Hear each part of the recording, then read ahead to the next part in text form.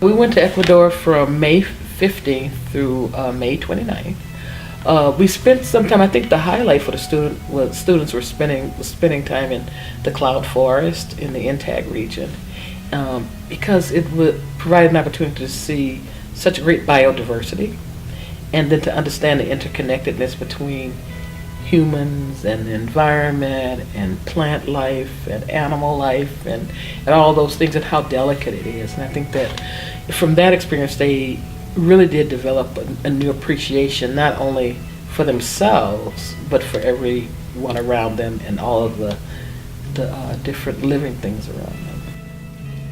We talked a lot about how in order to grow we need to step out of our comfort zone, and we'll find out a lot of things about ourselves. And I think as a result of so many of them stepping out of their comfort zone, because at every point somebody was being challenged by something that was happening, and it was wonderful that they saw it as an opportunity to grow. After reading their reflection papers, it's amazing some of the things that came out for them. Several of them came back with kind of this burning desire to talk about environmental issues and the delicate balance that we're living in at this point.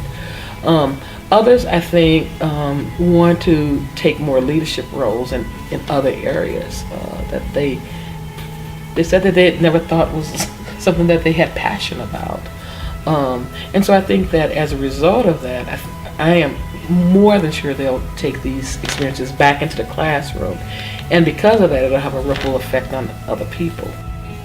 For several people, they wrote that because of this, there were some defining moments for them about who they are and what they were made of. So for example, hiking around the cloud forest was not a simple task.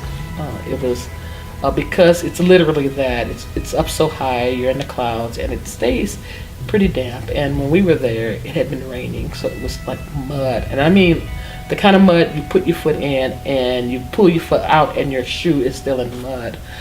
One person said, I'm not in shape, but how could I miss the experience? They could take one of two hikes, and she decided, even though she wasn't in shape, even though she would be hard, she would take the more difficult path. And as a result of that, she was able to see things that she had never seen. And she said that was a defining moment for her, that she didn't talk herself out of something that was difficult. She said, if I'm capable of doing that, I'm capable of doing a whole host of things. So it became kind of a metaphor for her of life will give you muddy paths, but there are ways that we can get through those paths.